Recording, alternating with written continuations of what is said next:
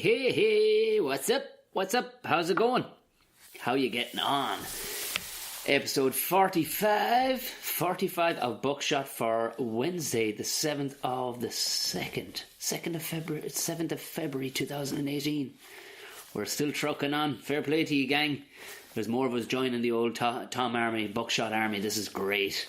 This is fantastic. Of course, if you are, as I always say, if this is your first time tuning in, you don't tune anything actually, do you? You don't tune anything, you just type in Buckshot, so there's no tuning left at all.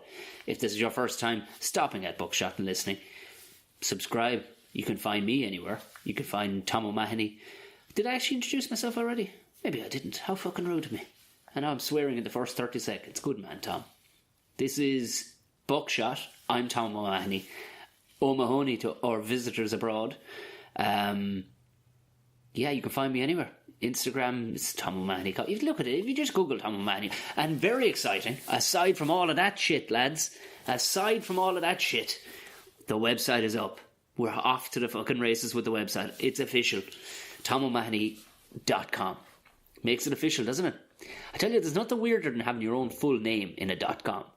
It's, I know loads of friends that have it, but it still makes it weird. Do you know what I mean? Because it's like it's not your name anymore. But I like it. It's Gordon, the Wizard Rochford of the Conspiracy Guys website, which you should go visit. He was on episode 43, I think. Anybody who likes the Conspiracy Guys will like what Gordon is doing. Also his GoFundMe page. I'm saying all this stuff because the guy did my website for absolutely nothing, just being a legend. He's left me with stuff to do myself, obviously, so I still got to add all the last of the podcasts and get them up to date. Almost all there's more gigs after coming in. So the gigs anyway are fairly, within the next month, you'll find me pretty handy with gigs on it. I know some of them are missing, but I need to get that together, but it's just been an insane week. The media stuff, I need to throw up loads of photographs and shit, and loads of videos and things like that, but it's getting there. It's physically there and live. If you want to go to TomO'Mahony.com. Jesus Christ, I struggle to say my own name. Tom O'Mahony, that's TOMOMAHONY, which you will have found if you're listening to this anyway. It'll be on your device. My name will be scrolling across your screen right now. So there's a .com. I'll stick it. I don't know, is there a place I can attach it to this or something? Look, if you want to give it a look, give it a look. If you don't, that's cool too. Also, Jesus, I just hit the printer. If you'd like to give this a rating on whatever format you're listening to, it'd be really cool. iTunes like it. A couple of people have left 5 stars, lads. That is class. That is class, getting 5 stars.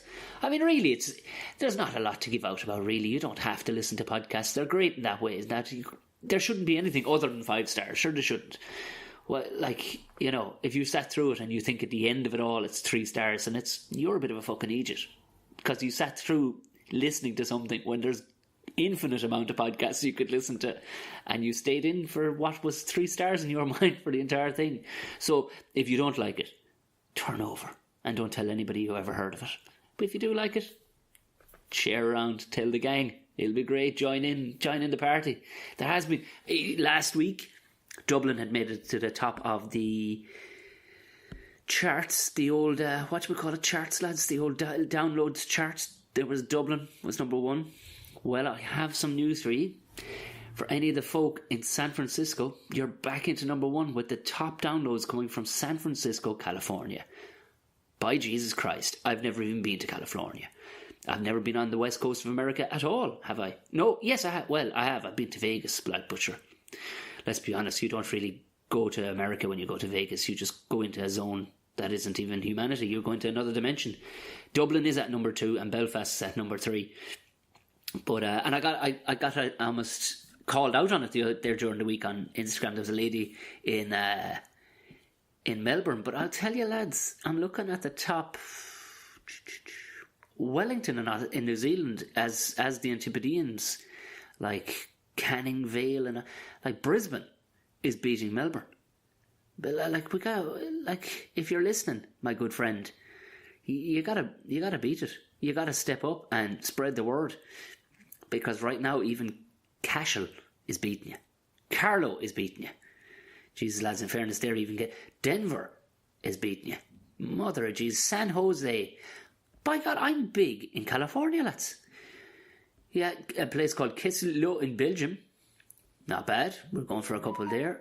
Oh, great, there's a phone going off in the background. But yeah, the Irish cities are actually way down. Thurles is inside the top 10. But other than Thurles, Dublin is number 2. Thurles is number 9. Glasgow, Westminster is doing well. Tokyo, lads, is at number 5. Hello to everybody who's listened to this in Tokyo. Fair fucks to you. But I tell you, whatever about Tokyo and San Francisco, Thurles, given that I'm from Tipperary, and Belfast, which I gig in a lot. Dublin, let's be honest, it should be at number 1 because I gig there so often. But the one that stands out to me is Ashburn, Virginia, in the United States. What is resonating with the people of Ashburn in Virginia? I'm very happy to have you on board, gang. Fair fucking play to you. Jesus. Feedback. Tell me why you're listening. This is great to know. Is it just the name of it you like the sound of, or what? Or is it just that you like to hear an Irish fella shouting and cursing? Other than that, it's just more interesting. Tell the gang. Tell everybody why you like it. Or if you don't like it, maybe you're just playing it for a class to teach them what a bad podcast is. I don't... God, that'd be fucking bleak, wouldn't it? Anyway, right, that's the ratings. Thanks very much, everybody, for tuning in. I never looked at it before the week before last, and I was like, what? Same place, but Ashburn has been sticking in there. I mean, Ashburn sounds like a place in Wicklow, but it's actually not. It's got the American flag beside it, and it is definitely in Virginia. Again, San Francisco has blown my mind.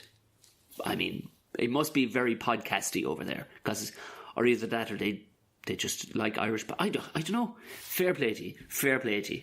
Dublin, pull up your fucking socks, will you? San Francisco's been technically beating you for the last month. Where was I? I was in Chaplin's Comedy Club Friday and Saturday night. That was good crack. They were good crack. 2 good crack nights they were. I did some videoing of it with the GoPro. Jesus Christ. I know I swore in the last one that I would sit down on Sunday, but sure, for fuck's sake, to try and get my head around doing some of this editing stuff. But sure, did you think I had time? I had not the time. I was between gigging and then hosting shit. See, I'm hosting this stuff during the day, and now I'm starting to teach these for this thing I'm teaching. It's kind of a fun thing. I'm teaching acting. Would you believe that? I'm teaching acting classes. So it's kind of getting in the way of it and stuff. But then the website, now I'm loading stuff onto the website. So once I get that all done, I'm going to start putting up the vlogs. And trust me, like I said in the past few weeks, this will not be in any way educational. I will not be talking to the camera like, hi guys. This will just be you, gang, coming, anybody who watches it, coming with me to the comedy club, hanging out with the comedians and walking on stage. That's, and if I do any other mad shit in between that, or if I just do it, if I do anything that I would think is worthy of filming, which is about 98% of the world isn't, it's shit. Telling people what you think of a thing, fuck right off with yourself, But yeah, I mean, if you want to see what it's like to walk on stage, maybe get the old heart palpitating. I don't know. I don't think I filmed it at that quality where you're actually going to get tense. But if you've never done it before, at least you physically get to see what it looks like to walk onto a full room and things like that. I will be banging them up in the next few weeks, but things are fucking crazy, which I will be able to explain. I can't open my mouth about it yet, but I will be able to explain in the next month or so why I'm so fucking busy. But anyway, moving swiftly along, I swung over to the Laughter Lounge across the river from Chaplin's Comedy Club, which is in Chaplin's Bar on, I don't know which street it is, probably Chaplin Street or something. I don't know. I just know exactly where it is in Dublin. It's near Trinity and the Four Courts. Or not Central Bank. College Green. And I swung over to the Laughter Lounge where Willie White was playing, Gara Moran was playing, Martin Angelo and Martin Nelson. It's always a treat to go over there. It's just, I went over there on the Saturday night just to in time. I just caught Willie, who was headlining the show, went on, and I just caught him in time. And it's just, you can't be in a bad mood when that fucker goes on stage. I'm going to have him on the podcast one of the days because this guy's done it all. I mean, he's been in prison. He's just, I like him though. I really, really like him. Then we had the rugby on Saturday. Jesus Christ, if anybody has any hint of sporting interest in your life, if you watch the game. It wasn't a great display by Ireland, and I'm not going to go down through the ringer because this isn't a rugby podcast, because they should have been way out ahead of France. They should have been beating them well. But fuck me. we were in overtime. Oh, great! There's a clock watch going off here. What is that? Excuse me. Sorry. And I'm back. Apologies about that. Phone ringing and shit. I don't even know where I was. No, I was talking about the rugby at one stage. Anybody watch the Super Bowl? I didn't watch it, if I'm honest. Although I would see half my fans are in America. I find it tough to watch. I went to a game or two when I lived there, and I find it kind of tough to get my head around American football with all the stoppages. Would they not feel like letting it run a bit? Do you know what I mean? Come on to fuck. Assume that we all know that the ref called the right thing, rather than stopping the whole thing. Big chat, big realignment of everybody. It's the stop-starty. Maybe it's, I don't know, maybe we've got, I'm trying to think of the attention, ADT. I was nearly said IBS, irritable bowel syndrome. I'm drinking tea now, apologies if I'm slurping into the microphone. I think Philadelphia won. Fair play to anybody from Philadelphia. I didn't, although I'd imagine, I don't know. But look, I didn't see it. I'm not going to get into it. I'm not going to slag it off. I'm not going to say yay or nay, but fair play to whoever won. Well done. Woolshed. I was in the Woolshed on Parnell Street on Monday night. That was good. Fucking mighty crack, actually. There was a woman there. She was kind of heckling, but she wasn't heckling. She was just kind of shouting along with everybody. So you couldn't really give out to her too much. She was enjoying it so much. It was just kind of weird. And everybody else was kind of laughing along at the right spots and everything. She was like, woo! Like Richard Rawlins from Gas Monkey Garage, or Fast and Loud. Woo! Down the back. She kept on doing this thing. Hey, ding, ding! I'm not sure if she was fully mentally... but she seemed... I was chatting with her afterwards, and she was absolutely loving the night, so she seemed fairly... like she had most of her faculties. I think it was the jugs of Foster's beer she might have been drinking might have contributed to it, but it was a good night. I was there with Jim Elliott and Joe Dowling and Kevin Gildee. I was supposed to be on the Comedy Cellar last night, but I was fucking dying. Just dying. Kind of a cold came on me, which has kind of gone off again. And it was a new material night, so I was just like, you know what? I won't be spluttering all over the other comedians that are lining up there.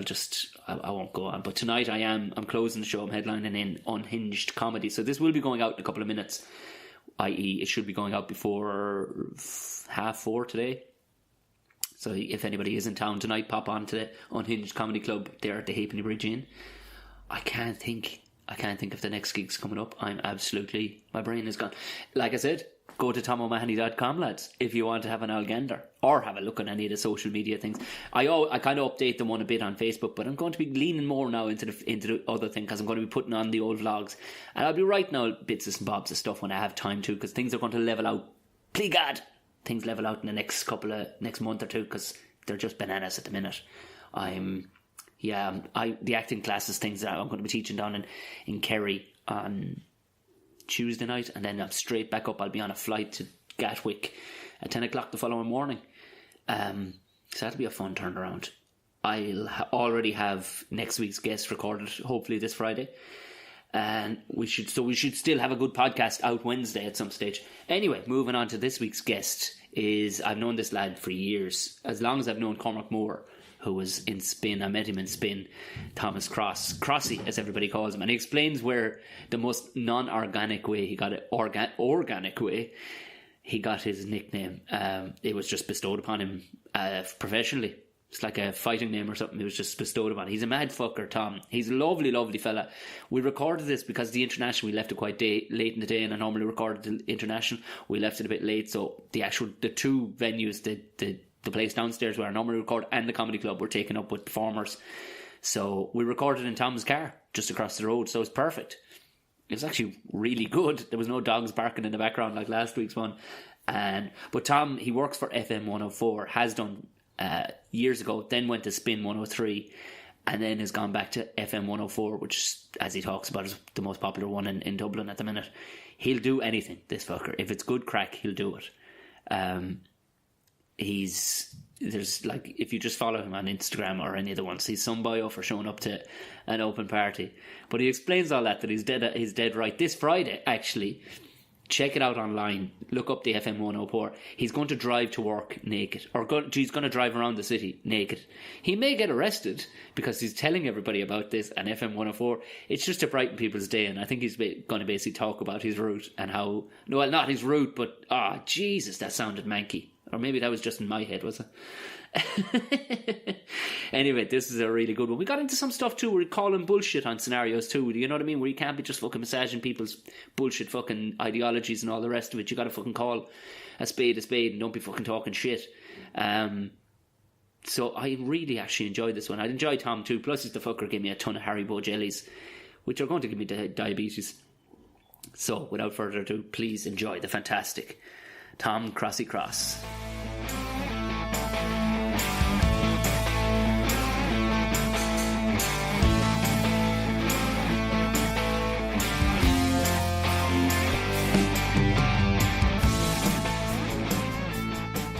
Thomas Crosse, thank you very much for doing it. Thank you for inviting me. We're in the luxurious surroundings of the FM104 Beetle. Yeah, I know. Do you know, last week's, do you know what, we got fucked out of the international just there now because Tom picked a fight as soon as we walked in the door, and that's it. I'll never get to record there. No, we went in and it was too late in the day or whatever.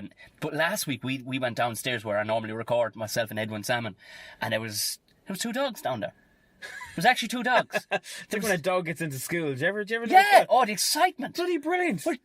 Edwin is 40 and I'm 36, and the excitement on our face. We didn't start the podcast for 20 minutes because we're running around playing with these little dogs. But they howled then for the first fucking 10 minutes of the podcast. So it's nearly just as well. This is probably one of the better surroundings that we'll have. You can see the mess of the back of the car. There's nothing but Haribo jellies. Oh man, you're after giving me diabetes. My satchel is now full of fucking Haribo. I tell you one thing, you are the best brand man I've ever seen. Like, there is not a fucking thing going in Dublin where you won't be there for the opening of a fight. Do you know what? And you're doing exactly as I would do. If I was in your position, I'd be at more of them. I laugh about it because people like take the mick out of it constantly, and then I used to get annoyed about it. I was like, look, I'm trying to build up contacts for work, and then I was like, no, I'm not. I want a free pint. Yeah. I want a free dinner. I don't have kids. My family's not from Dublin. I was like, what else am I going to do? Watch Coronation Street or Fair City or whatever? I go out and have the crack. This is 4 nights a week. And that's why exactly I said I would do the exact same fucking thing. Yeah, and it's grand. It's we're going to Black Panther this week. Tomorrow I'm going to Kendrick Lamar. Is this all off the back of something else? You haven't work, yeah, right? So it's just work. Well, it's work, so I talk about it the next day in work. The script are on Friday as well, so I'll talk about that work on Monday. But again, I'm just pinning it on work, but just going on the leg. I don't, it's going to end one day. It could end tomorrow. It could end next week. Of course it will. Could end because you don't want to be the 54-year-old bloke at the, at Kendrick Lamar. No, and there's plenty of them, and you can spot them, and you can see them working in radio, and it's a bit like, no, I'm not that type of person. But yeah, like I try, I was saying to you earlier, I try sometimes to do that whole face influencer thing, Yeah. Like, hey, you guys, the way they do it, and I am not that type of person at all, Because you have a soul, Tom. Yeah, you have a soul. Yeah. Now, if companies do want to come and ask me to do something, of course. I have a bit of, I'm like, come on, and we're all friends here, but yeah. I can do it on FM104's phone. I try and do it on mine, but I can't. No. There's something inside me, and I love the lads that do it. The 2 Jameses are good friends of mine, and I love what they do, but it's not for me. I like my other half, in fairness, anytime I take the phone out, it's like, do not point that camera at me. Don't tag me in anything. And I get that, and it's... Well, that makes, like my other half, she couldn't give a bollocks. Like, she doesn't actually use the phone at all, so at least even she's looking at me going, what are you fucking doing? Do you know what I mean? I get that as well. And then when I see other people I know doing it, like even my housemate does it, sometimes. He works in RTE, and if the 2 of us ever have to do it ourselves, we apologise to each other. Yeah, no, it's sorry. I just have to. I'm just doing this, and you're picking up your phone, and you're apologising for. You're like, why am I apologising? First of all, I know I'm a dick. It's the Irish thing in you though, because we call bullshit on ourselves. Yes. Because like where you have a highly densely populated country like the UK or America, there's anonymity, I think, because you see, if you've 12 million people living in a city like London, you could walk around with your flute out nearly, and have no shame, because you're going, chances are I won't run into anybody who knows me. Yes, you're here. right. Here, you're like, geez, lads I went to fucking school with now are going to see that. Or just, you don't even have to think it through. You're going, somebody's going to call me a prick. And you know what? They're not far wrong either. Completely. Because the fact that you have to explain yourself going, like, you know, if you're in America or whatever, they'll go, yeah, you get that money. You know what I mean? You get those dollars. If you got it. Here you're going, should not do something else for a few quid, nah? Do you know, like... And it's begrudgery of the highest order. It is begrudgery, but it's like... Like, the best example I can give you is where I used to work. I used to get slagged off, like in a laughing kind of way of, oh, look at him going off doing this, oh, look at him going off doing that. And I can bet you 100 quid right now, they're now starting to do it. And I'm like, oh, yeah. Hang on a second. Yeah. You were slagging. So I called them out for it. It's a bit of crack, but Yeah. I'm like, you wanted to do, you're slagging me off, and now Mike Sheridan tried to slag you off. I love Mike. I joined in with him a bit, but I went, hold on, halfway in, I went, hold on, Mike. You're after naming at least 6 brands, and we're only 20 minutes into this podcast. Yeah, so I was at SPG the other night with a gang of lads, you know, we were sponsored by Penguin to go to, and I'm like, what? I was at that. Oh, you were at that? Now, in fairness, I was the one with the belly and the moves. They were these boys with big bushy beards, and they're raw. And I'm like, Jesus, lads, get away from me. None of that Penguin clothes would fit me. That was the funny thing about it. Is it for those lads? It's for those lads who like to show off muscle, like Mike. Yeah. Oh, very funny. But he was saying it too. He goes, yeah, well, you know, it comes with the job, basically. Because that's the thing.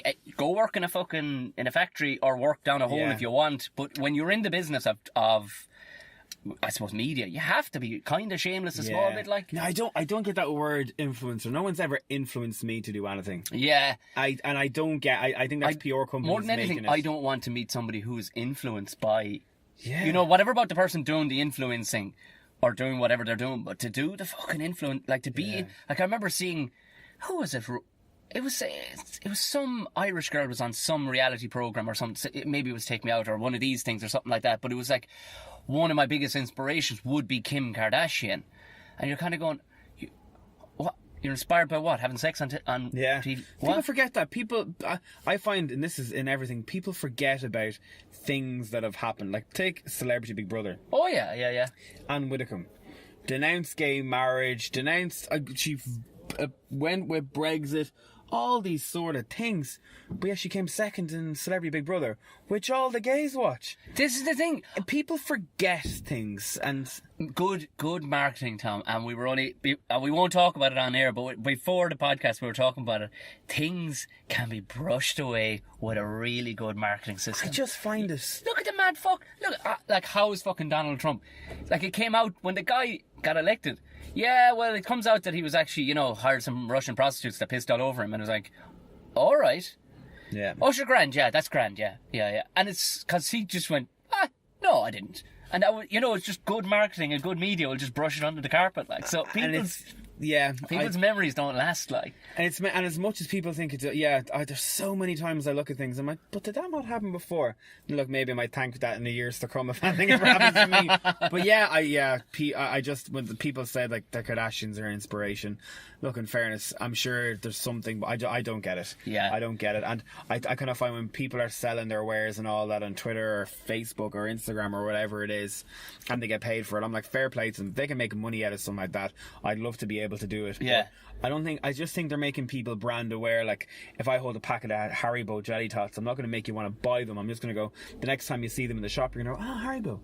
And I think that's the way marketing should be going. That it's more brand aware rather than, I get you, eating these jellies. Because it doesn't work. It doesn't work. I've heard it doesn't work. I haven't watched enough of these things to know what I'm looking at, but I obviously Cormac Moore, he has his own podcast, and we talked about it, the influencers thing, when he was on mine, like, and then of course it blew up a couple of weeks ago with your man from the Moose, the White Moose, like, and he got approached by, and then I'd never, even though I talked to Cormac, I'd be honest with you, I didn't kind of know what I was even talking about when he was talking about influencers, because I'd seen him, and I would quite literally, my brain or my finger would shut it off, go, all right, that's not to do with me at all, anyway, because I have no business looking at that. But I watched that video of the girl, and it was her self-belief in her conviction.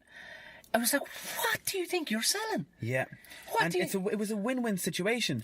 People around the world now know who Paul and Jason are. Yeah. I actually know Paul and Jason really well. And I'm like, fair play. Like, you called out somebody, and in return, you got more publicity for calling out somebody. Yeah. And then she got more publicity out of them because they called her out. Now, I never knew who that girl was. And now I know who she is. Right enough. So it was a win-win for both of them, you know. And I think they all help each other out.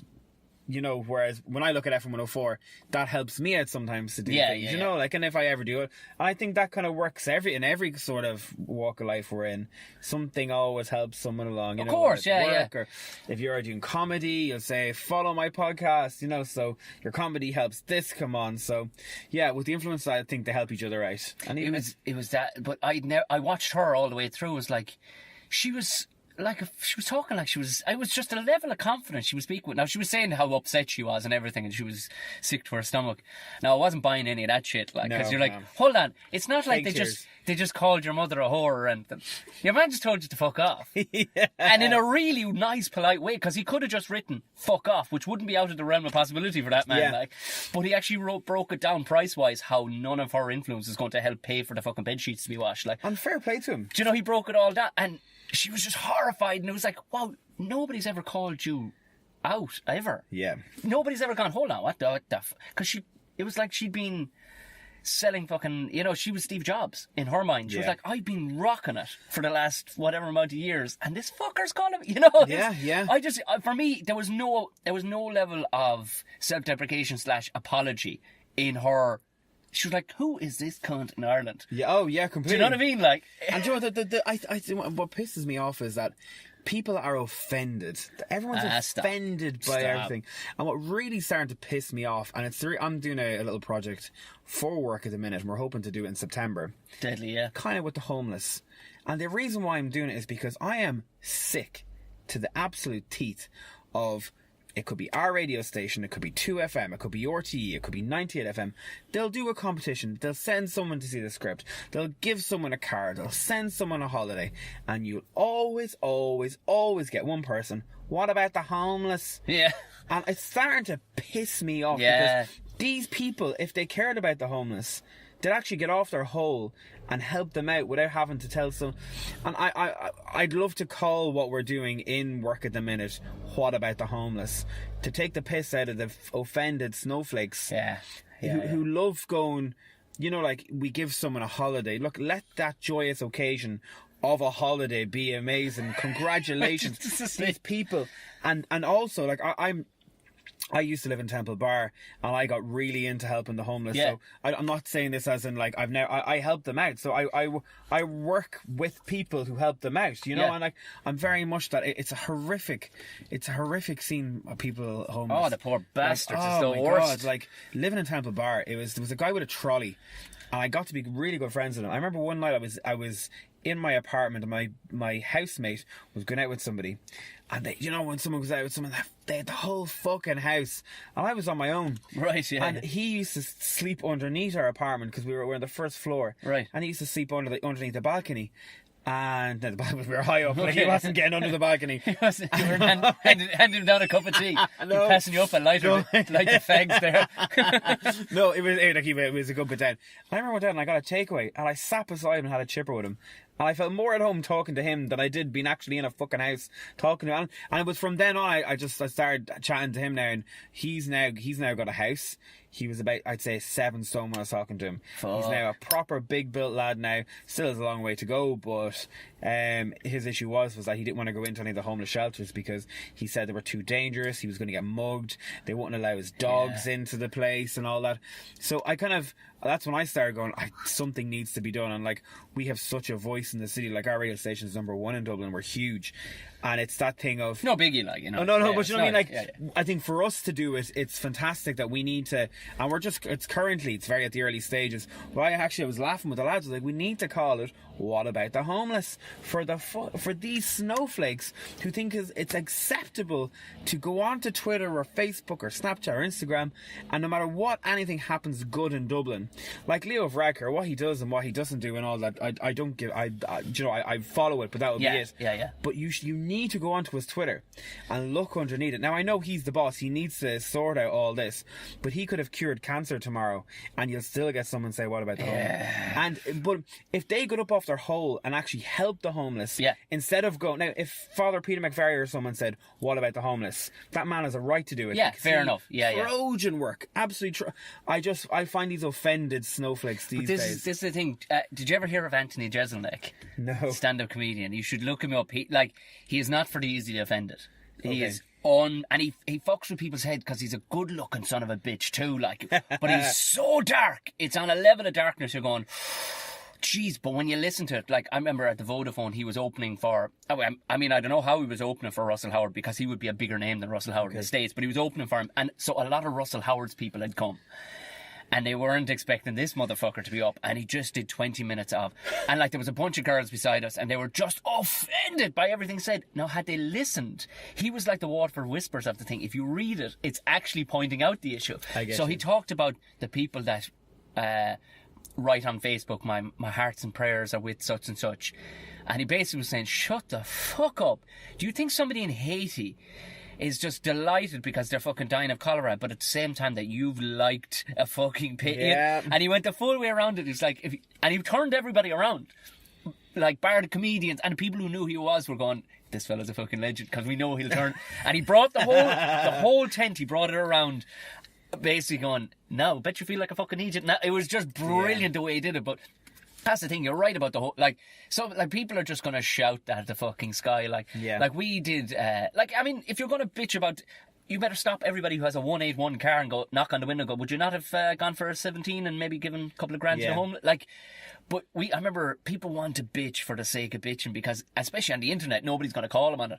But I remember myself and a mate of mine, Jim Elliott, we put on a comedy gig a couple of years back, and it was just purely... We were only kind of getting going, really. We were a couple of years at it, and we called it All-Star Comedy. And what it was Jim really wanted to record an album and sell it. And it was all going to be guys who weren't signed and stuff like that, who had a good, strong 10 minutes. And we picked 62 comedians, picked it out of a hat, over to the Exchequer Hotel over a couple of pints. There happened to be no women on it, right? Because there was only about 3 women currently in Dublin at the time doing comedy that wouldn't have been signed. There's a few that were signed. Mm-hmm. And...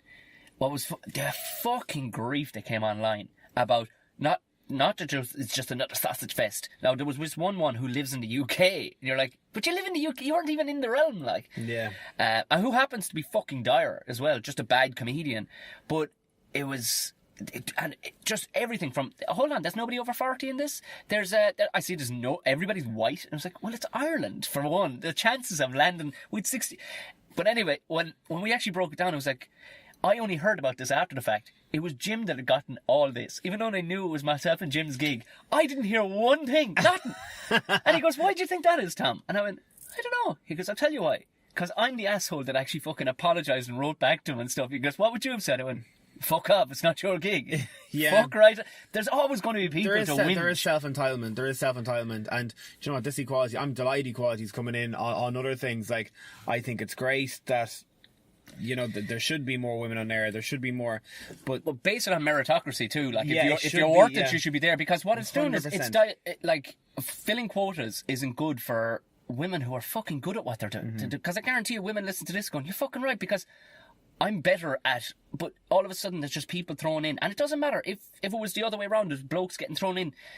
I'm sure there isn't. Maybe there is a quota thing to be filled in the nursing world now because almost no men do it. Mm-hmm. But I can guarantee. But if you're throwing in men to the nursing world for the sake of it, and not because they're actually good at being a nurse, then that's a wrong fucking way of looking at it. Yeah, I've just been introduced to Emma Doran. Oh yeah, Emma, yeah. She is a legend, and I really want to see her comedy now. She does some stuff with us now, and I think she's fantastic.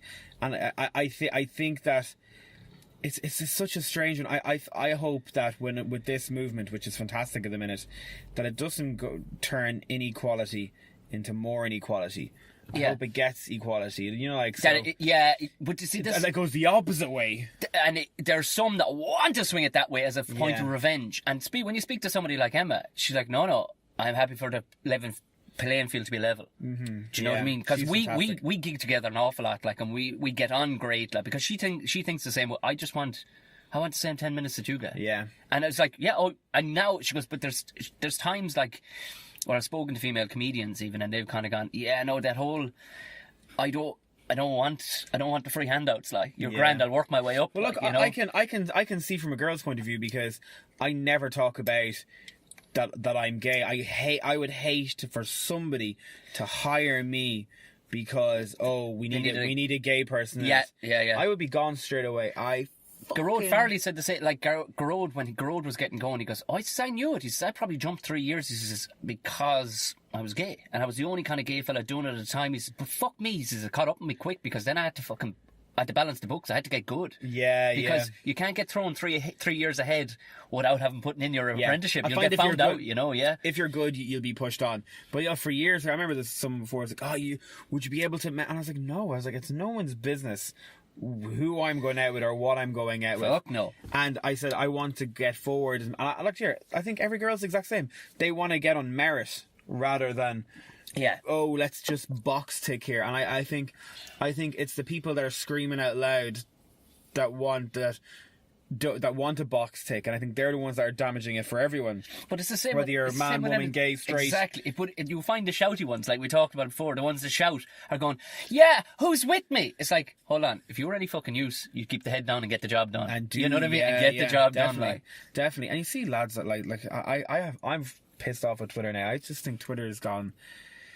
People like there's no crack left on Twitter. There's no crack. There's whatsoever. no crack. I tweeted about something ages ago. I was like, no matter what you're voting on in this whole thing coming up, the abortion, whatever vote you're voting, you vote that way. Don't go on Twitter because you're not going to change someone's view on Twitter. Not at all. No. You're fucking probably going to go the opposite way of someone if they piss you off. You need to be knocking on doors. Like I remember, like I'll tell people, I was like, I'm voting yes. Like I am going to do the repeal of the 8th, and I'm not political at all. But it's not my life, not my choice. Let someone else do the choice for me. Yeah. I was like, I'm not going to put that on Twitter. I have no business putting that on Twitter. But I'm going to ring my granny and I'm going to ask my granny to vote yes. Yeah. And I rang my granny, and that was my tick. So that's a vote for yes. Yeah. Whereas if I went on Twitter, I could have pissed someone off, and they're like, "No, I'm voting no." But you're so right. You organically rang Granny. Yeah. Granny was on board. It was funny that this is just as kind of a side note, when it was the marriage referendum, my grandparents are in their 90s. Like, Granddad is 97 or whatever, and Grandma's coming up on 90. And when the gay marriage referendum was coming up, I called into him. I says, "Well, what way are you voting?" And they were like, "Oh, we're voting yes."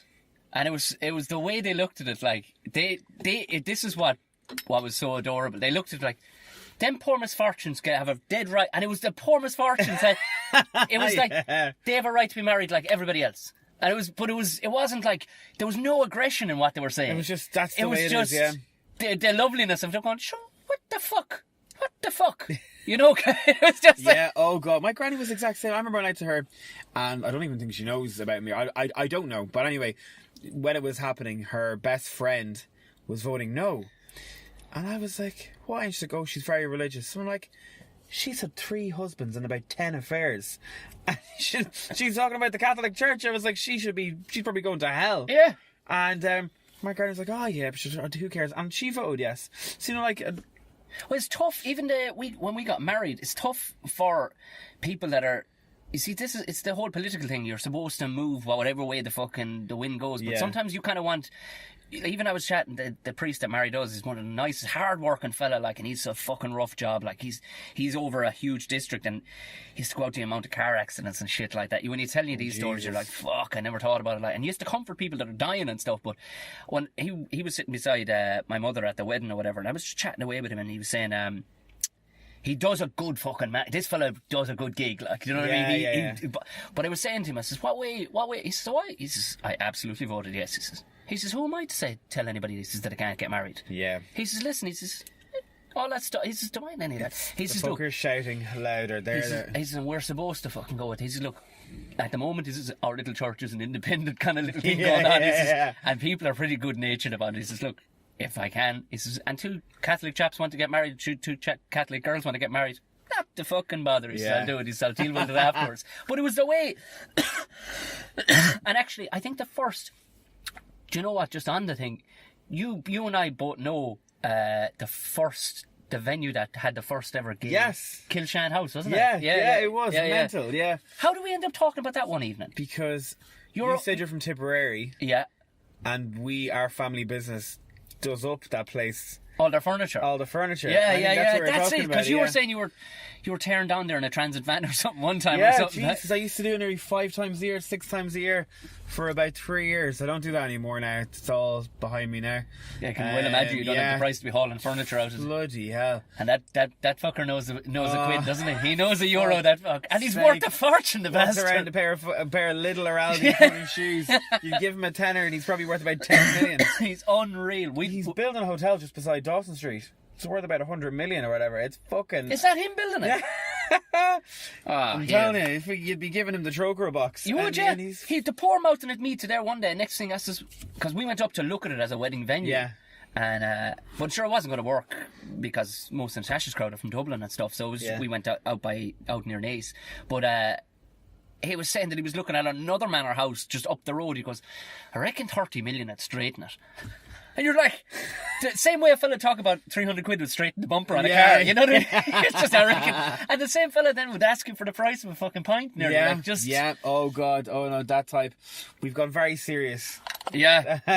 Like political, Miriam O'Callaghan, we're going to do it, Jesus. But yeah, I know, I find social media these days is pissing me off nearly every day. It's too heavy, isn't it? It's very heavy.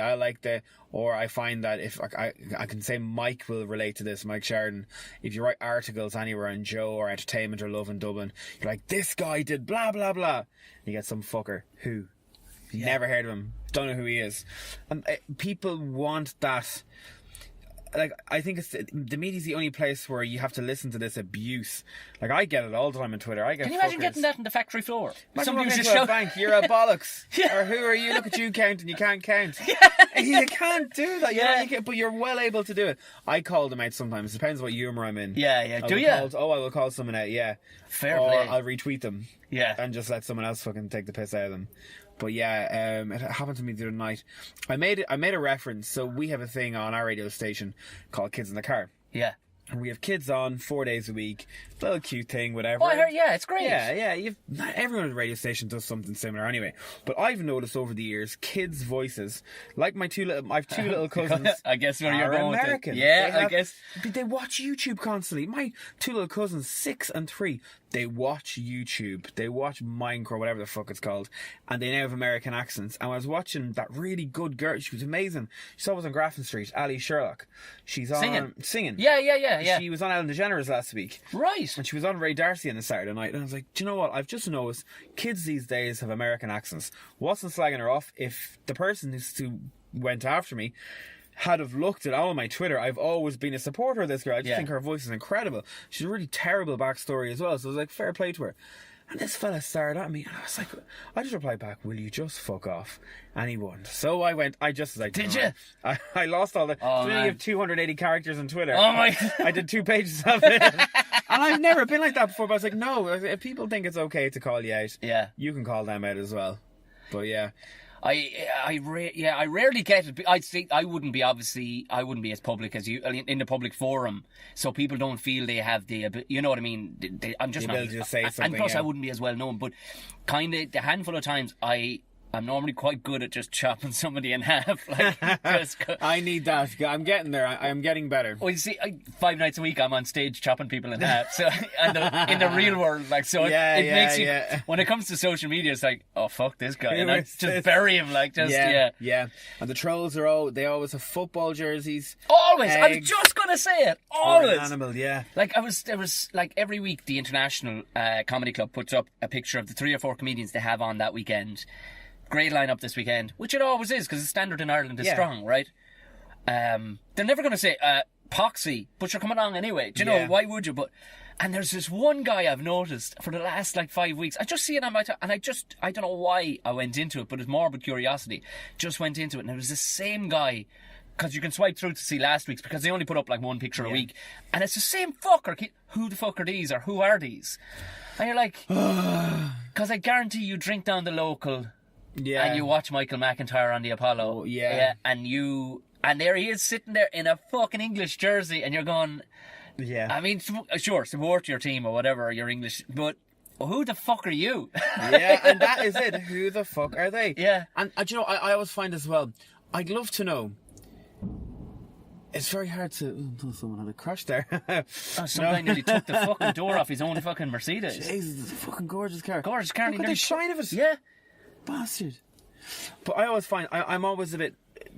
So if people make complaints, whether it's Twitter, if it's radio, TV, whatever, do their friends know they make these complaints? Oh, that's a So, really I good would idea. be very embarrassed if I remember we played years ago "Sexy Chick" by David Guetta.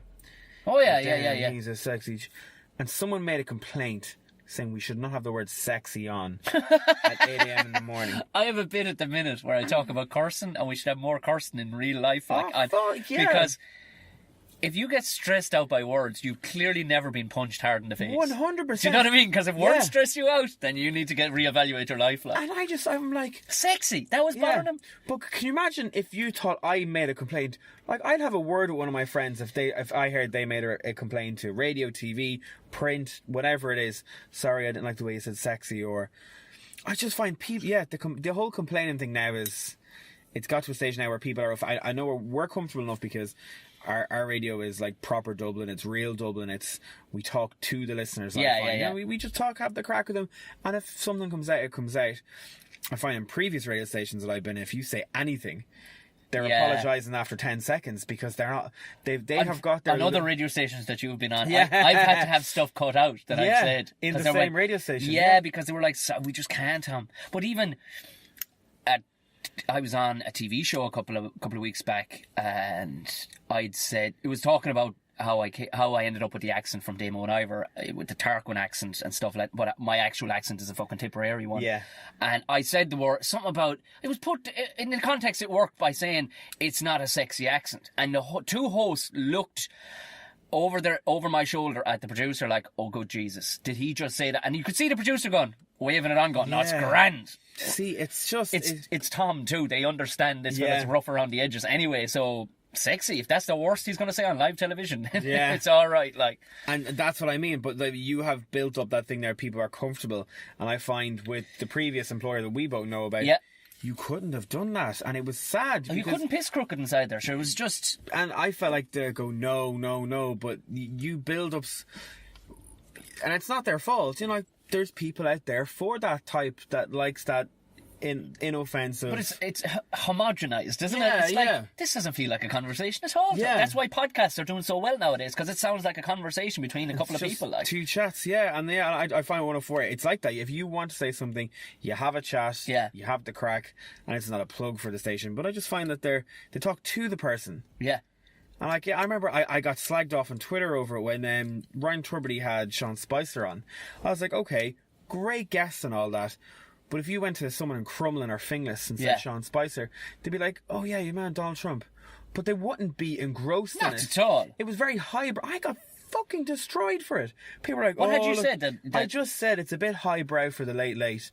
A couple of people were like, highbrow, everyone in the country knows who he is. And I'm like, of course everyone in the country knows who he is. They probably don't. But they probably don't. If you put Marty Morrissey, Dancing with the Stars this weekend, or Sean Spicer, who do you want on the Late to talk about their backstory? Yeah. You'd pick fucking Marty Morrissey. Of course you would, because it's in your head, everyone knows who he is.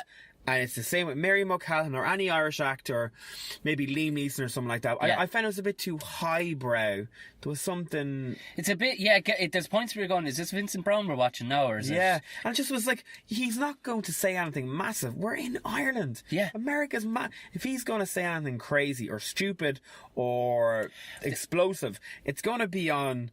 fucking, I don't know who, some huge American talk show, and people are going to go, wow, they're not going to come to Ireland to do something. But you'd be like guaranteed though, even if they dropped him onto the biggest ones in like you're talking about Kimmel and all the rest of it, these guys base it off a comedy background anyway. Do you know, they're basing it on light-hearted humour. Like, there's times when you're looking at somebody going, this show, I don't know when I'd put it on, because there's no crack. There's no crack. Do you know what the mad thing is? Ryan Turbiddy is amazing. Oh, he's brilliant. He is. I'd love to go for as a journalistic.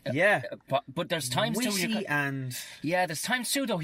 I think he kind of needs to just open up the tie a bit. Yeah. Imagine Tuberty drunk doing a show. It'd be great. Do you know what I mean? Just let it kind of go a small bit. I can go, all right, where are we next off to? podcast. Yeah. Is Tubbs. Yeah, he's great. And he's brilliant on the toy show. And he's great with kids, yeah. I've seen him in O'Donoghue's. He goes to O'Donoghue's for pints a lot. And I see him there. And I love how if anyone goes up to him and goes, Frank, can I have an autograph? He will stop, he will take time, he will look into your eye, he'll say hello to you. Yeah. And he's mannerly and he'll have the crack and he'll chat away to you. And it's just, I'd say it's just when you're working for a big organisation like that, they kind of compress you to, you have to be of a certain standard. Oh, of course, yeah. Have the crack or you can't, because he is, like, I'm telling you, I would think he's one of Ireland's leading broadcasters by looking at him outside the Late Late. Yeah. He has everything about him, he's fantastic.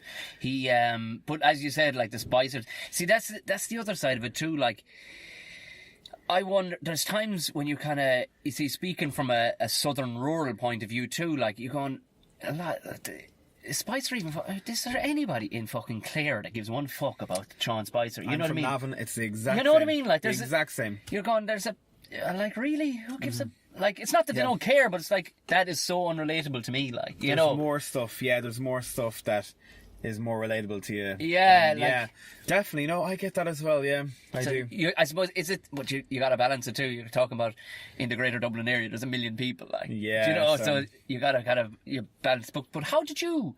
We never even got around. How did you get up into radio? How did you end up in radio? Were you straight out the gate radio? That's where I'm going. Yeah, 15 years of age, LMFM, Louthmead Radio. Really? I was working there on Sundays for 3.5 years. Every Sunday, I used to work on the sports show. Produced it when I was like 17 to 18 maybe, and everything was going really well. Worked there summertime. Yeah. Worked the summers from just say 9 to 4. And I used to get over, a girl from Navan used to drive over to Drogheda. Right. And I used to get a lift with her at 6:30 in the morning. And I'd go in and sit at the breakfast show. and just watch them. Just watch what they do. Christy and Seamus, they're still there. A bloody excellent rural breakfast show for the Louth and Meath. Yeah. And then I went off, did my own business, got the bus home, Monday to Friday, and then Sunday I worked on the sports show. And then I trained in a girl who I think is now the voice of RT2. And she got a gig then in FM104, and she had said to me, look, I'm in here now, I'll get you to do something. So I emailed 104, they had nothing for me, like, we'll contact you back. I was like, I'll never hear from them again. Yeah. 2 weeks later I got a call. So anytime there's an outside broadcast, there has to be someone pressing the buttons. Yeah. So they trained me up in that. So every single time there was an outside broadcast, I had to press the buttons, play the music, all that sort of stuff. And then as I was in college, they were like, look, do you want to do a bit on reception? There's a thing called traffic, which is, people think it's traffic, it's about beep, beep, cars, traffic. Yeah. It's actually putting all the ads into the log and all that, making sure nothing clashes. It's very monotonous. But I trained up in that. Yeah. So at that stage then, I was half doing breakfast. So I was on it. I was with the lads that were on air from 6 till 10. Had a break from 10 till 11. And then from 11 till 2, I was working in accounts. One of the guys... Jeez, you did everything but fucking... Oh yeah, everything, mental. I just literally sprawled myself.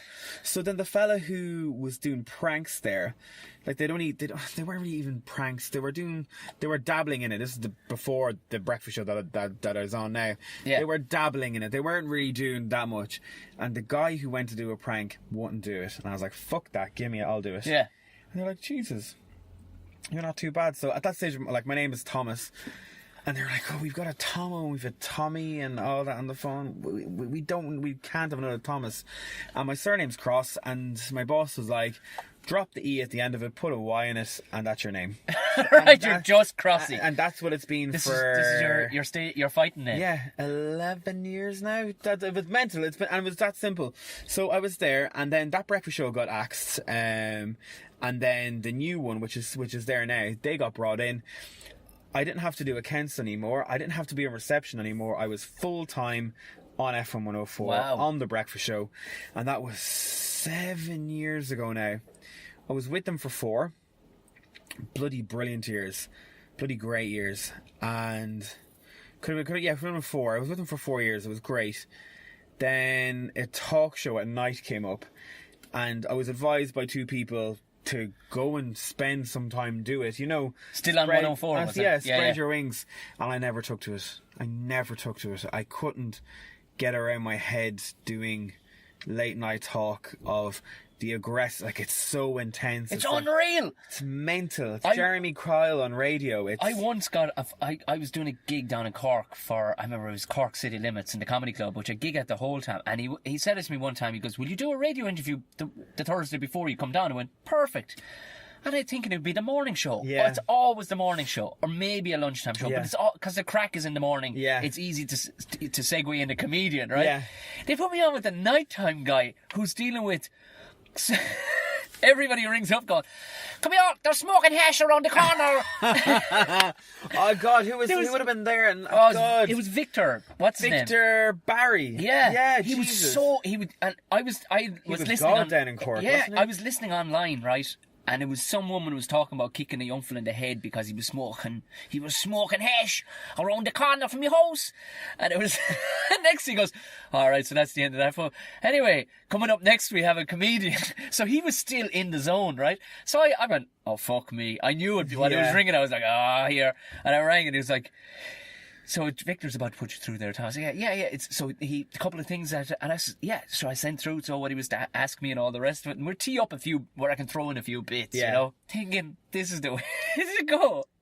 He comes straight on. So you're in comedy, yeah? So why did you get into comedy, Tom? And I was like, whoa. I had to say it. I went, well, I'm on trial here for actually. Yeah, I know. And he caught himself on then, in fairness. It was like, oh, right, sorry, my heart rate is still up from dealing with that woman who had to kick a young fella in the head for smoking hash. And it does get like that. Like you do. I can imagine. I put on 2 stone in the year that I did it because I was finished work at 12:30 at night.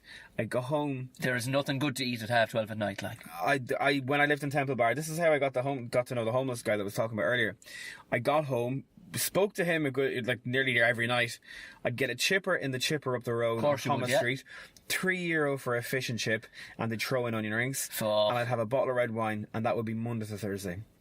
I needed something because when you go home from work tonight now, you're not going to go straight to bed. You need something. Oh, you do, yeah. And wine was for me. Wine and chips was for me. Well, Tommy Tiernan said it to me because either have drink or a long drive, one or the other, to bring you down from that fucking high of gigging. I wish I knew that. Drink or a long drive. Yeah. Do you know what I mean? But you wouldn't have had a long drive. You would. No, 5 minutes up the road. Yeah.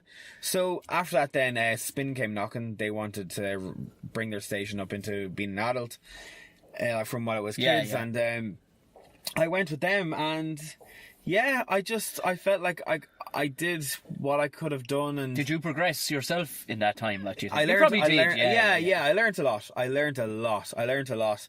And then come summertime, I kind of just was like, I've done everything now, and I went out for drinks with FM104. I was still very much in contact with him throughout the whole 3 years. We were really tight. And we still chatting with the ex, like. Yeah. And we had pints, and we just were like, would it work again? Would it, like, what am I now? What am I going back to do what I did? And thank God, touch wood, like, it's all been great. Yeah. Like, I was terrified. I was like, what if I go back? I knew nobody there bar the breakfast show because everyone had moved on. I had friends that are living over in London. I was hitting 30. I was like, what will I do? And it has been, in fairness, like, you can go to them now and go, I've got this idea. They're like, right, you go off, do the idea, do everything, and tell us what you need. Wow. So they're very much open to all these possibilities or ideas. And like, I'm doing something on Friday now. By the time they say it'll be on, I'm going to drive naked around the city in this car. This is going out tomorrow morning. Oh, great. So on Friday, I will be naked. What route are you driving? I'm travelling from the south side up to the north side. Yeah, it's a dare. I'm doing another podcast in town at 12:30. I have to. Yeah, I'm suddenly going to get a puncture in the middle of the fucking road. Yeah, and like, it's very much about just having a laugh in the morning. Like, there's nothing you like. Because the amount of times where Crossy will be on a fucking bus or something, like, what is the maddest shit they've had you do? Like, because I say had you do from Trinity. You'd put your hand up to do fucking anything, you mad bastard. Yeah. I just think it's to make people laugh going into work in the morning. That's the main thing. And I know it's like 4:30 now, and my voice is probably going down because it's like usually the evening time something like this. But yeah, it's about having the crack. Like, I got locked in a press in Bargaintown, and I pretended that I couldn't get out. So the poor girl, I called the ambulance. Which Bargaintown? In not Crumlin, Up by Tonglagee Road. What's that? Where's that? That's the Long Mile Road one, no? No, it's up by... Oh my God, where the Cadbury factory is. Yeah. I know. Heading out for the airport. Heading out for the airport, yeah. out there. I took a 80 grand Mercedes for a drive. Halfway during the drive, I told them I couldn't drive, and I started stopping and starting. Oh my God! I had to sign a waiver on that. If I crashed, it was my fault. I got betted by a taxi driver. I went on a taxi route, and I told him he shit himself. And he went berserk, and then I have everyone in my ears telling me what to do. So I don't say anything. I know. I've listened into this on radio. And they're going, "Go on, Crossy, do it." Yeah. So, and then they were like, "Get out of the car." So literally, the car stopped. I jumped out. Your man grabs me and whacks me, knocks me out. I've been naked in someone's house doing a fake tan. And I actually got fake tanned up from top to bottom. I couldn't get it off me. And then my skin reacted to the fake tan. And like, there's loads of different ideas. People coming to us asking us, would you do this? Like, how the naked thing happened was that a brand came to us and wanted us to promote the brand's porridge day because it's Saturday. And I'm like, porridge day? Yeah. I was like, no one's gonna, like, I don't think anyone's gonna, like, they'll get the reference to it and like, oh, take a box. I was like, let's amplify it. Yeah. So I'm going swimming with the happy pair. They're going to rob my clothes. And all of a sudden I have to drive back up naked. So, and it's all about the imagination, and I never thought about it until I agreed it. And I was like, oh, fuck, I have to do this now. And I don't have a six-pack, and I think that's the real thing about it. Absolutely. I'm not Zac Efron. Those two fuckers from the Happy Pair are fucking ripped to bits. They're ripped to bits, yeah. When you brought them in, I'm like, the lads are going to ruin it because they're just ripped to smithereens, like, fuck that. But that's the funny thing about it. And I like that. Like, even the other day, have you ever heard people going, oh, I'm going to bring my duvet to work one day? Oh, the duvet. Yeah. That was me. I saw the picture. I was like, is that a homeless person? Or... Oh, see, that's... So we weren't... The idea of that was to do that, right? And then not say anything and hope other radio stations and media outlets would pick it up. Yeah. But somehow, what about the homeless started coming up? And I ended up having to edit the post and go, this is Crossy. Yeah. We own it. And lucky enough, when we took the photograph, the guy who took the photograph actually did a recording afterwards. So the photograph then moved to a recording. Right. And then it went to my face, I pulled down the hood and I just waved. So they knew it was me, and we posted it underneath it so people... Was it the Lewis or the bus you went on? The Lewis. Yeah. With the old duvet wrapped around me. So, it's like things like that. Get these little... We've another couple of mad things coming up now of memes and all this sort of stuff where we're trying to be real and relate to people going, yeah, I fucking think that. Because I got put through the fucking ringer with Cormac and Daniela when they were in Spain. Yeah. Jesus Christ. Oh, God, the stuff they made you do. They pierced my ears, like. See, they tried that with me before and I nearly fainted, so that's the one thing I won't do. To be fair, I've almost no feeling left in my ears, and they healed up straight away because they just put him in for the photograph and then took him out and within a day, like, you know what I mean? But it was the spray tan, the palette. Oh man, they put me into one of the spinnies. Skinny jeans. No. And they're little, and they've same like with the 104 those little sparrow legs on them lads. Like they're not human. Those little legs. Yeah. And they made me squeeze into and then do Pilates. The worst thing, and I've had makeup on for telly and stuff and acting and shit, but whatever is in the stuff that's I'm not dissing the brand, I don't know anything about it, but that Inglot crowd, maybe it's the amount of it they put on me. But basically they made me a drag queen. Oh God. And like you wanted me up for a night out on the tiles, like. Wow. And there's great money in that. Jesus Christ. But the following day, when it all came off, my eyes actually swelled over like I'd been fighting. Wow. Like it actually just it was like, and Trey's Cormac's partner just wrote, even Tom's face is too fucking manly for him. That was hilarious. Oh God. But they had to knock it on the head because they were told and they were getting good old traction out of it, but they were told, look, it's you're either 104 excels in that. They're very much, they've built themselves being that of what their brand is, serious messing. Yeah.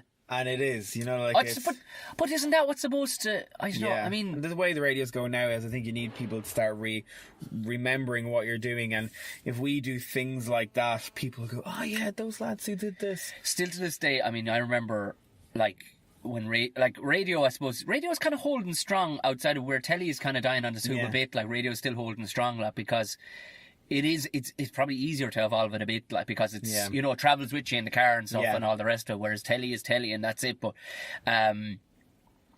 what the fuck was I going to even say? It was. You remembered something on radio. When I think back, like, to when the Rubber Bandits, when I lived in Tipperary, we could get 96 FM or 95 FM. Is it Live 95? Live 95. Yeah. We own them, actually. Do you? Yeah. And the Rubber Bandits used to be on. Like, that's where the original, like, brilliant fucking. And the Rubber Bandits used to be on back in the late 90s, maybe. And they used to do prank calls as the Rubber Bandits, like, but they weren't out with plastic bags. They weren't known. It was just two art students, like, and who did amazing, strong Limerick accents, like, and their accents aren't that strong at all, like, you know what I mean? But I remember they did one, and it was about trying to buy a car, and they rang this guy, and he knew it would be his dad that would answer, who knew nothing about this Honda Civic that his son was selling, and they were, what wattage is in the speakers? What wattage? And the poor man, it was, but for some reason I can still remember that, because it's like, the poor bastard, they dragged him over the coals for 15 minutes. Like. Brilliant. And that's what you want, is someone to go, God, I remember our lads did one thing one day, and you more than likely could not do it now, because... I like where this is going already. Yeah, they were like, if you are a girl, look at your left boob, and you will have a freckle on your left boob. What? Yeah. Random thing. And they just said, text in, have you got a freckle on your left boob? And the amount of texts coming in, I have a freckle, I have a freckle, I have a freckle, I have a freckle, I have a freckle. Really? Yeah. And it was just That's in my head. Genius. I don't know what it was. I've always, and then another thing that I always find always works is, you know that song, what's it called? Make me go home. Yeah. If you ever listen to that, it sounds like it's singing, Tall Man and Tala. And I remember the first time ever hearing that, and I was like, it was 104, and I was only a kid, and I was like, fuck, it sounds like Tall Man and Tala. So it's always trying to get those memory things, or people go, I remember that because I was there. It was the exact same time, and I think that's what, like, doing stunts like that and having a crack and having guests in. Like our team of people are hilarious. Like, we do a strawberry Dancing with the Stars. And it's just with Emma Dorn's in it as well. It's fucking... I listened to it this morning, the one we did this morning, and I cried laughing. We had our own Brian. Our three judges were some of the members of our team. Right. We then have you ever watched Dancing with the Stars? Yeah, I had to rewatch it because working with Dale for 3 weeks, he was kept on referencing us as Dale. No interest. No, I just said, I'm going to have to rewatch this if you don't mind. So quite literally, and he was like, there's me doing a backflip. Look, I'm going, you fucking prick, I can see that. You horrible 24-year-old shiny-toothed bastard. But I watched it back because your man stuck his head into our dressing room. What's his name? Julian. Oh, how are you, Julian? He's a great guy. So I was like, because he stuck his head in and he goes, how are you, Tom? Loved your performance. I went, who is this fucking... This amazing person. This tornado walked into my life, and I was like, he's all glitter. Yeah. His hair is impeccable, and he's fucking tan. Who? And his voice sounds like he's on 40 a day, and yet he's kind of camp. What is this? Who is this? So I had to look him up. I had no idea who the man was. Fucking incredible. Like he's a tornado. I'd love to look at him all the time. And the thing was, he's such a force, tour de force, and because I'm not like. Everybody that was in the panto they all knew each other. It's quite incestuous in that everybody's from the theatre world. So they're all, since they're tiny, and they're all highly trained professionals at this. So they all knew who everybody was that came in and air kissed us on opening night. Not a fucking breeze. And this is my second year doing it. Hilarious. And I was just delighted. I was like, thanks very much for the compliment. And they were like, I'm still not properly able to get myself in tune because they all had the air kiss down to the T and stuff. Sweetie darling. But just mentally in tune, because I'm kind of going, I was critiquing it going, that wasn't the fucking best show yet, no. Yeah. I wasn't, in my own head, I was delighted. It was opening night, great response, stand ovation. I was going, fuck it. And everybody's going around patting each other in the back and going, that was amazing. We're on. Do we just go with this? Do we? Yeah. And that is a theatre way. It's to go, we're all amazing, aren't we? It's like, no, hold on now. There was at least 9 things I saw falling on its hole there. Yeah. Like, we need to sharpen this up better, But this guy just stormed in. He was like, hello! I was like, fuck me! Who's this? Who the fuck? I'm buying whatever he's selling. He is and I think he makes it. But we have a parody of it every Tuesday, sorry. And then we have, if you ever watched it when they go up to Nicky Byrne, they have that awkward chat with Nicky. It's like kind of like a filler chat. Oh, it's totally awkward. Our parody does that does a parody of the filler chat, and then because Erin McGregor's in it, they have a thing where our parody always talks about Erin referencing her brother, and every time she does, we have a bing, bing. Yeah. So our thing is to parody things that people watch or listen so they can relate to it when they're watching it and think of, oh yeah. We've another one on First Dates Ireland, where we take the mick out of it every week, but we don't, the laugh is on our first dates. Yes, And the same with Dancing with the Stars. We would hate if we offended anyone, but our laugh is... That's $3,000 a week. I think they're doing all right. They're all right. It's some easy. It's that's what we try anyway every morning. But yeah, brilliant. No, it's good. It is good. It's I love that's it. Like, you're just a piss pull. Like, and you see if people are getting insulted by that, it's like, relax. Yeah, relax one fucking. Like, no matter where you go, people relax one fucking minute, will you? Like, and now that's something I kind of noticed. You could see, but I think some people can be just quite soft too. Like, not that they're. Because like that, the theatre folk and stuff, you sometimes have to take it down a notch with them too. Like the performery people, like, and even not so much other stand-up comedians, but a bit, like, you know, they can take. Like, they don't get, hold on, we're fucking Irish. We're supposed to be pulling the piss out of each other. Completely. This is what we're supposed to be doing. And that means we like you. Yeah. If we're pulling the piss out. If we're not, you better start getting worried if you're not getting the piss pulled out of you. Like, definitely. Oh, definitely, yeah. You have to take the piss out of people. And who, like, I mean, like, what's next? Or is it just continue being... I don't know. I continue doing this and having the crack for the next while. Fucking absolutely. Until I fucking get found out. Like, continue doing it. But it's good. Like, it evolves. You know, like, we're doing a couple of things coming up in the next while that is not part of... Well, it's part of the breakfast show, but it's a bit more inclusive of... Like, I can't say what it is, but we're doing other things now at the minute that's... People go, oh wow, that was part of FM104. So yeah, no, it is good. That's like class. You're busy, like you do be busy. Like, you get days where you can go home at 11:30, 12 o'clock. Yeah, and then you get days that you are there till 9 o'clock at night.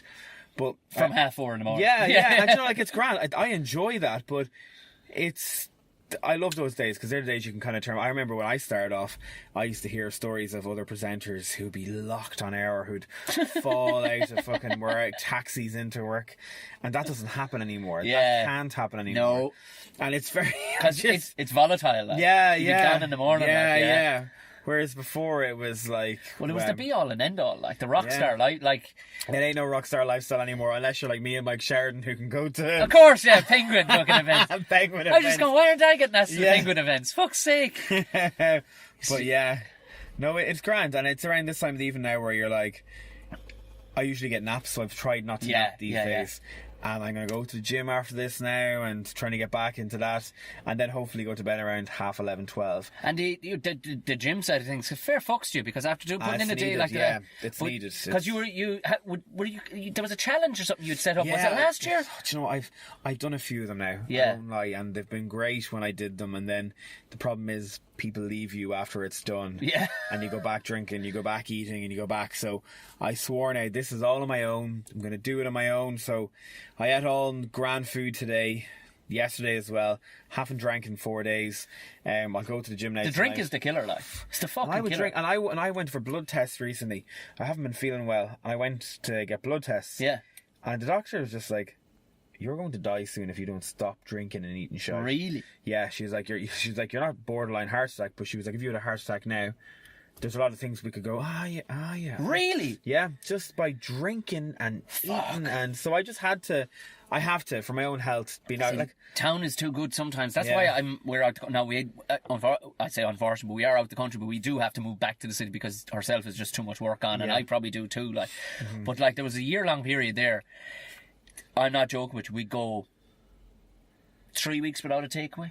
4 weeks without a takeaway. See, now I'd love to be able to do that. Because it was just, you go, all right, big shop, fucking big shop, tons of vegetables, and you just went, all right, we got to set aside an extra half an hour for grub, because the extra half an hour is prepping it and getting, and it just became policy then. Yeah. And before you know it, and they reckon it only takes 4 days for your system to not need salt and sugar. Oh, Jesus, I'm day 3 now, so hopefully tomorrow. Once your taste buds start to change, that's where your taste buds are going, I'm an awful goofer and I'll fucking take away. But the problem is with living in town is you're walking past fucking Wong's fucking takeaway, fucking Ching's fucking barbecue, here, McDonald's there, and you're going, you dirty bastards. Yeah. Whereas if you can, quite literally, I am that much of a child that I need to take put blinkers on me and not see it. If I see it, when you were giving me the Haribo, I'll eat every fucking one of them before I get home. Oh God, it's so hard not to touch them. Like I think I've had so many of them now over the years that I'm just immune to them. I'm like, I can't do them anymore. I don't think I can. I don't think. Fuck me. But this is the other side of it. But the boozing for me was the big one. Like, I don't, even though we fucking live beside a fucking class pub that never shuts, and there's always good crack in there. Like, see, that's the type I like. It's fucking powerful. I've talked about this pub too much on the podcast, but it is immense. I was telling the lads on Reviewables because I told Edwin about this pub before. I went in there because they were our landlords and owned the pub. We lived in the house next to it, and I went in there at 10:30 on a Monday morning to see, because I was getting oil delivered and I wanted to make sure our tank was the right tank and stuff. So I went in, and the place was rammed. The crack was 90. And this wasn't like lads who'd all gotten rained off a job or something. They were in the work gear. These were all lads with good gear on, like maybe from mid-20s up. I was like, what the fuck? Is this spilling over from a wedding from the weekend? Yeah. And the man was like, no, it's the Monday Club, Tom. Oh, I've heard about them. Yeah. I've heard they're great. Unbelievable. I was bulling that I couldn't. Laughing at you going to work. What the fuck are you doing like going to work? These lads were just going, it either consisted, I found out later, it either consisted of lads that had worked the weekend, whether it was in the local quarry or in a pub themselves or something, and this was there for Saturday night. Or fellas who just went, I don't want to go to work today and I want to shamelessly drink with people who have no shame. You know, there is nothing sadder than sitting in a pub by yourself on a Monday morning drinking. Like, definitely. That is the saddest fucking situation. We've all been in there, but the reality is there's nothing sadder. Like, you're hoping somebody comes in so you can talk to them, but these lads, the crack was on. Like, but I had to just physically find things to do because it was just going, I cannot keep the weight off with these fucking pints. Yeah. Oh yeah. And I fucking love pints. Love pints. Fucking love them. Huge fan of pints. Huge fan. The last drink I had was January 13th. Wow. Yeah. God, mine was amazing. I came off the beer for a year. Oh wow. About 4 years ago. I fucking had to. I was drinking too much. And what it did was, it was fucking rough the first 3 months. And what it did was it reset my system. And now drinking is a fucking treat. I love them. Delicious pints. Stop. They're fucking. We're going drinking later on this month after a gig down in fucking Tip. Myself and a couple of lads that I'm good mates with. We're all staying in the hotel, and I can't wait for those pints. Those delicious. It's like you're waiting for it, and I wish I was like that. You know, but rather than being a staple, be a treat. You know, that kind of fucking. And it just reset my system. Like, but you have to be finding shit to be doing. That's the problem. Like, you have to be finding shit to do. Make yourself so busy that you go, I'm either fucking working or sleeping. Yeah, because if I have time by myself, I'll start drinking. It's the Irish thing in us. It's in us. There's no denying it. It's latent alcoholism in us. Like, that's now I'm dying for a pint. I'd have to go home now and have a swift one now and relax. Jesus. There's no good in one, Tom. A bird never flew on one wing. Like, you know what I mean? It's a great saying. Isn't it? Jesus, yeah. Trust me, I have loads of sayings for drinking. When it comes to drinking, I have loads of fucking sayings when it comes to... Oh, brilliant. Fantastic. Do you know what? On that delightful note, Tom. Just so everybody can follow you and everything else, where can they find? It's Crossy. At Crossy tweets on Twitter, and this is Crossy on Instagram. Fantastic. Anything else you want to plug? No, that's all good. Actually, from what time? Friday morning? Friday morning from 6:30 in the morning. Is it the 8th, 9th? 8th. Friday the 8th. Friday the 8th from 6:30 in the morning till 10 a.m. I will be naked somewhere in Dublin. Tune in for this. Oh my good God. Yeah. I'll just try and track him down. Yeah. Close your eyes. Tommy Crosse, thank you very much. Thank you.